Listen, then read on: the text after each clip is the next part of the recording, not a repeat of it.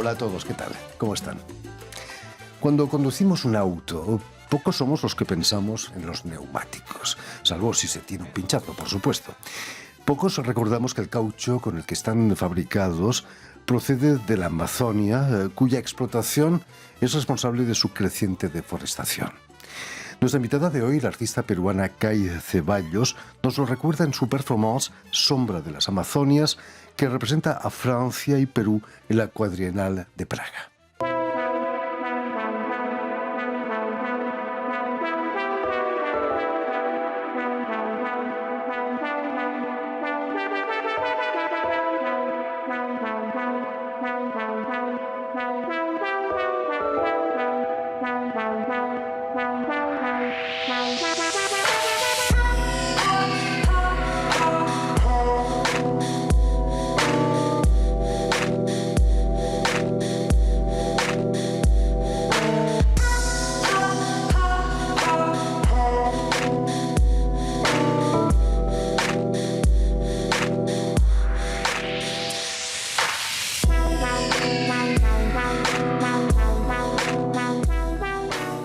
Muy buenas tardes, Kai Ceballos. Bienvenida a Radio Francia Internacional. Buenas tardes, Jordi. Gracias por la invitación. Nuevamente estar placer contigo. de estar de nuevo contigo aquí en este estudio. Creo que has venido en auto, ¿no? Me equivoco. Sí, sí. ¿Piensas en los neumáticos cuando conduces tu auto? Recurrentemente, sí. Quizás la culpa es haber nacido en Iquitos, ¿no? ¿Se produce mucho caucho ahí en la región de Iquitos? Actualmente no, pero la memoria del caucho, bueno, de hecho la ciudad de Iquitos florece o se construye durante la época del caucho, lo que llamamos la fiebre del caucho, que fue, bueno, un momento de genocidio y explotación que duró 30 años, ¿no? Y que renueva también durante la Segunda Revolución Industrial. Me decías que los primeros explotadores del caucho fueron franceses. ¿Es cierto eso? Anecdóticamente, la primera persona que le da un contenido científico y que demuestra los químicos que tiene el caucho fue un francés, Charles Condamine, que en 1770 y tantos. Entonces, bueno, si él supiera lo que todo eso produjo en la historia de los bosques de la Amazonía, pues... Todavía hoy la industria de los neumáticos en Francia es próspera, ¿no? Efectivamente. No somos conscientes de que nos estamos cargando el planeta poco a poco, pero ineluctablemente, ¿no? Hay una conciencia ecológica que se está instalando también ahí en Amazonia. Sí, pero más que nada de conciencia, bueno, obviamente una conciencia ecológica de la deforestación, de cuál es nuestra comunicación y nuestra unión con la naturaleza, nuestro vínculo del hombre con la naturaleza. Pienso que no solo es con la naturaleza, en la Amazonía no son solo biodiversidad, también está los humanos, los saberes y la sabiduría ancestral, que también con la contaminación y con la explotación de recursos se está matando, ¿no? Terrible. Permíteme, Kai, que recuerde a nuestros oyentes que has nacido en Lima, en la capital de Perú, pero vas a crecer en Iquitos, precisamente. Pero a los 6 años empiezas la danza clásica en Iquitos, ¿no? Sí. Por culpa de tu madre, imagino. Sí, sí, sí. Bueno, Iquitos es la ciudad más grande del mundo en la que solamente se puede acceder por el río o por avión. De hecho, es una gran isla. No hay carreteras que lleguen a Iquitos. No hay carreteras que lleguen y justamente la ciudad de Iquitos se construye, como la vemos actualmente, en la época del caucho, ¿no? Yo me fui en la época cuando tenía entre 5 y 6 años, muy pequeña, a vivir allá con toda mi familia. Y sí, fue mi madre que me impulsó el camino a la danza desde muy pequeña, a los 6. Iquitos, que está a orillas del Amazonas, no hay mar, pero hay playas, ¿no? Imagino. ¿Uno se puede bañar en el Amazonas? Sí, sí, sí, claro, sí. Puedes, por ejemplo, tomas un pequepeque, tomas un pequeño bote en madera y vas al Amazonas o a otros ríos como en Nanay y te puedes bañar. De hecho, es algo que siempre hago cada vez que vuelvo. ¿Nos dan miedo las pirañas? Porque No. Tiburones no hay. No. Pienso que ellos nos tienen más miedo a nosotros. Pero va a ser en Buenos Aires donde vas a estudiar danza en la escuela de Liliana Belfiore, estrella del Teatro Del del Teatro Colón, Colón. allí en Buenos Aires. ¿Cómo fue esa experiencia? Dejar Iquitos por una gran capital como Buenos Aires. Sí, no, fue una experiencia. Yo era muy chica cuando me fui allá, fue una experiencia fuerte porque no solamente dejo mi familia, me fui a vivir sola, sino también que entro en un momento en que eres adolescente y tienes una disciplina de 8 horas diarias de training en una ciudad que no es la tuya, pero poco a poco pienso que es en amor, ¿no? A lo que uno quiere hacer, en la pasión, que esas dificultades se van apaciguando. No fue tan mal porque te marchas por 3 meses y te quedas casi 10 años, ¿no? Exactamente, normalmente era 6 meses, ¿no? Le dije a mis padres que me iba a entrenarme, a probar, pero finalmente ingresé a las escuelas y decidí continuar y vivir y hacer mi carrera allá. ¿Es allí en Buenos Aires donde empiezas a hacer teatro también? Exactamente, es allá donde hago estudios de arte dramático y empiezo a mezclar ambas artes. Quizás el teatro es menos exigente que la danza, ¿no? La danza es realmente algo muy, muy esclavo, ¿no? Son dos tipos diferentes de exigencia. Pienso que no podría decir una es más fuerte que otra, pero obviamente la danza con el trabajo del cuerpo es tan riguroso que sí hay una exigencia diferente corporal, ¿no? El teatro hay otro tipo de exigencia, como es la memoria, como es la observación diaria y otro tipo de corporalidad, porque en el teatro también hay cuerpo más que voz, ¿no? Vives y trabajas en Francia desde hace unos años. ¿Qué es lo que te hizo venir a Francia? Creo que habías estudiado artes plásticas también ahí en Iquitos, ¿no? En Iquitos no, no, no. No, ¿en Buenos Aires? En Buenos Aires tampoco. Tampoco. En No, Lima, entonces. sí, no, no he estudiado artes plásticas. Ajá. Yo he estudiado danza y teatro y es desarrollando la danza que comencé a trabajar la performance ¿Y qué es lo que te trajo aquí a Francia? en los estudios. Quise venir a hacer un máster y terminé 2 máster en dramaturgia y en puesta en escena, Y en acabaste teatro. quedándote en Francia, ¿no? Sí, sí, sí, ya voy casi 2018. 2018. Precisamente estuviste con nosotros en 2018 para hablarnos de tu puesta en escena, nada más y nada menos en el Théâtre du Soleil, el Teatro Sí. del Sol, mítico teatro de Ariane Mouchkine, una obra que hiciste con actores multiculturales en quechua, francés y español. Sí, fue mi primera obra y tuve la gran suerte de estar invitada para ese festival en el Teatro del Soleil y también creé una compañía con más de 10 personas en escena, entre franceses, había una española también, y peruanos que vivían aquí que viven o vivían aquí en París, ¿no? Sí, fue una adaptación de Lettre d'un Péruvien de Françoise de Graffini, que lo adapté a una forma contemporánea de este personaje que me llamó muchísimo la atención. ¿Cómo suena el quechua en un teatro de la Cartoucherie como es el Teatro del Soleil? Debe ser algo extraño, ¿no? Escuchar hablar quechua, tan Sí, lejos de Iquitos. sí, hay muchas personas que fueron y dijeron que de alguna manera la sonoridad, no solamente del lenguaje quechua, sino también de la música que hubo en el espectáculo, le transportó a esta parte del Perú, ¿no? Donde está ubicada la obra, que es en Cusco, en la parte andina. Por supuesto. En Francia eres inmigrante, mujer y artista.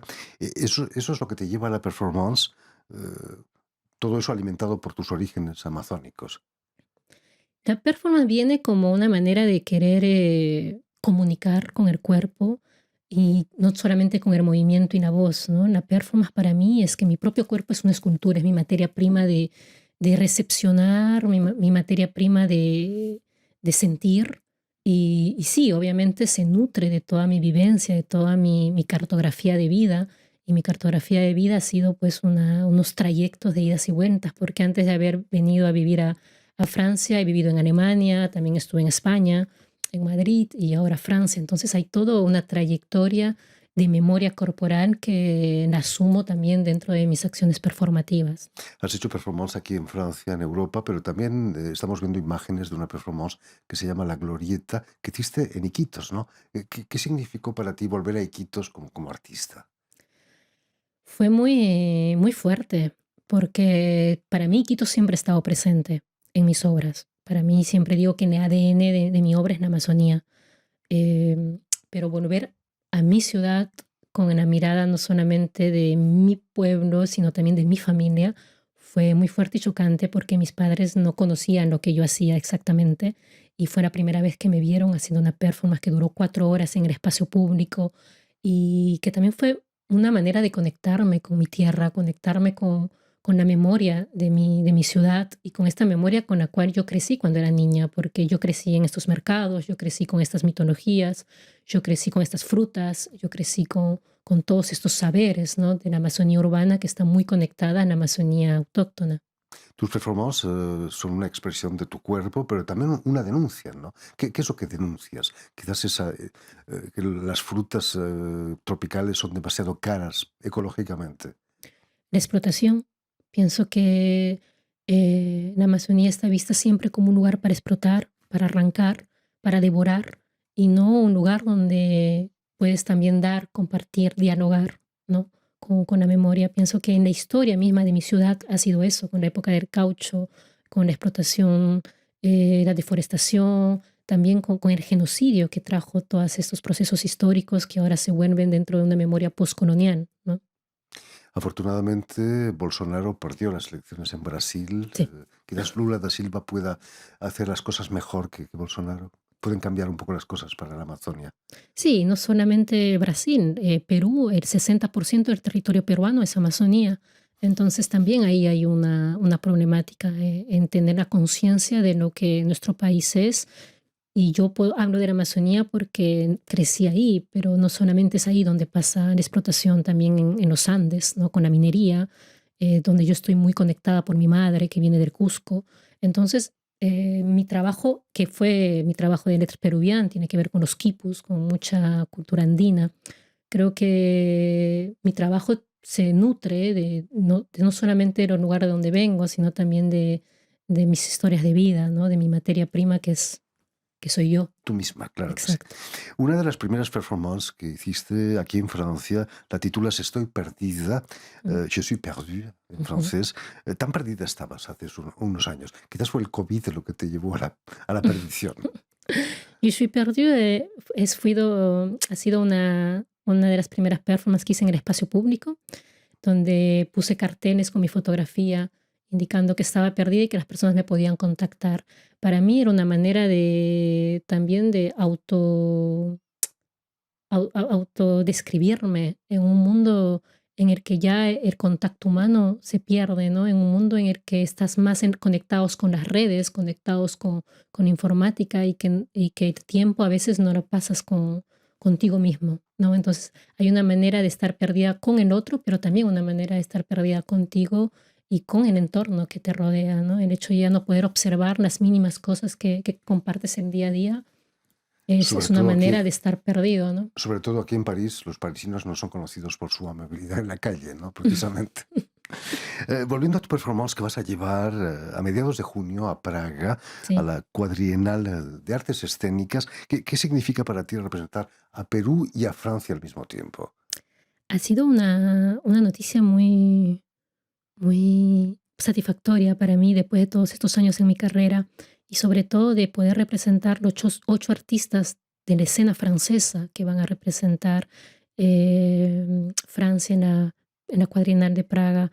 Al no tener la nacionalidad francesa, pero al haber estudiado, trabajado y viviendo acá, creo que sí me siento con esta responsabilidad y con este deseo de poder también representar la ciudad en la que estoy, ¿no? Y que pienso que las cuestiones administrativas de pasaporte y de lugar de nacimiento quedan en la administración. Creo que el arte tiene ese poder de romper esas fronteras, esas etiquetas, y creo que con mi arte lo he querido hacer. Nunca me he considerado artista amazónica o artista peruana. Soy artista y es mi arte que tiene que pasar esas fronteras y etiquetas por las que también luchamos cada día, ¿no? Naturalmente. La performance lleva el título de Sombra de las Amazonias. ¿Cuál es esa sombra que pesa sobre la Amazonia? Quizás es la sombra producida por los penachos de humo de los incendios, quizás. Sombra de las Amazonías es, bueno, yo puse Amazonías y no Amazonía, porque para mí la Amazonía no puede estar vista singularmente, sino plural, porque las Amazonías son varias, ¿no? Los pensamientos, los saberes, los pueblos que las habitan y las costumbres son en plural, por eso es el nombre de las Amazonías en plural. Y sombra significa pues carencia de luz. En esta carencia de luz hay muchos momentos históricos que no han salido, que no han sido desterrados de esta memoria, por ejemplo, de los ríos, que es lo que yo trabajo, no solamente con la materia del caucho, sino la memoria de los ríos con el genocidio durante la época del caucho, que usaron el río Putumayo para transportar el caucho de las comunidades nativas y el río Amazonas que transportaba el caucho hacia Europa, ¿no? Entonces hay la memoria de todo este pasado histórico, pero no hay que pensar la Amazonía o en este proyecto, no lo pienso solo desde una forma del pasado, sino desde una problemática del presente. ¿Qué sombras ocultas hay ahora? ¿Cuáles son las huellas de estas memorias postcoloniales, de estos procesos históricos que nos has tocado vivir? Y es por eso que yo trabajo en la época del caucho junto con dos mitos, que es el mito de la charapa y el mito del bufeo colorado, que me ayudan a través de mi arte poder traer la problemática del presente, ¿no? Sobre las huellas que hay ahora. Entonces, Háblanos de esos mitos. ¿Qué es una charapa, por ejemplo? ya, Perdón mi ignorancia. sí, la charapa es una tortuga que está en los ríos del Amazonas y que también en la época del caucho fue utilizada para utilizar su aceite, ¿no? Y el mito de la charapa caliente se le denomina así a las mujeres que vienen de la Amazonía. Se dice que cuando una mujer viene de la Amazonía tiene pues el líbido exuberante y todo eso trajo consigo la prostitución, la trata de mujeres y también las violaciones a las mujeres y niñas en la época del caucho y en la actualidad. Terrible. En la performance interactúas con una membrana de látex de caucho, un material que tiene aspecto humano, ¿no? Podría parecer una parte de nuestro cuerpo. He visto alguna fotografía en que parecen las costillas de un humano, ¿no? Sí, estas esculturas en látex están inspiradas en unos dibujos que yo hice de Río, Putumayo y Amazonas, que para mí se convierten en la piel, en la muda de este delfín, que cuando se transforma en hombre deja estos trazos, ¿no? Y entonces durante mi performance hay como una especie de exfoliación de pieles, exfoliación de la memoria, excavar en las capas de esta memoria subterránea que existe para poder traerla a la luz que es ahora el presente y poder cuestionarnos de las problemáticas actuales de la ecología, pero también de nuestro trato con la naturaleza y con el ser humano, ¿no? Y con los saberes ancestrales. Allí en Praga no te vas a limitar a presentar tu performance, va a haber conferencias, coloquios también. Sí, vamos a hacer, bueno, lo principal es la instalación, que voy a hacer algunas performances y también invitaciones para poder hacer conversaciones con el público y que están organizando el evento, ¿no? Naturalmente estás estudiando checo a marchas forzadas. No. Bueno, el No sé. inglés nos permite Sí. llegar muy lejos, afortunada o desgraciadamente. En fin, pues ya lo saben, Kai Ceballos va a presentar su instalación y performance los 14 y 15 de junio en la Galería Nacional de Praga dentro del marco de este cuadrienal de Praga. Muchísimas gracias, Kai, por haber estado aquí con nosotros. Mucho éxito allí en Praga. Permíteme también que dé las gracias a Steven Hesley y a Tiffany Menta, quienes se han ocupado hoy de la realización del programa, y también saludar a nuestros telespectadores que nos siguen en todo el continente americano, en Iquitos seguro que también, Mm. gracias a una cadena que se llama Unión Continental Latinoamérica y también de una red, la red tal, que reúne televisoras públicas y universitarias de América Latina. Gracias, Jordi. Y a ustedes, muchísimas gracias por su atención y les damos cita para una nueva edición de El Invitado de Radio Francia Internacional.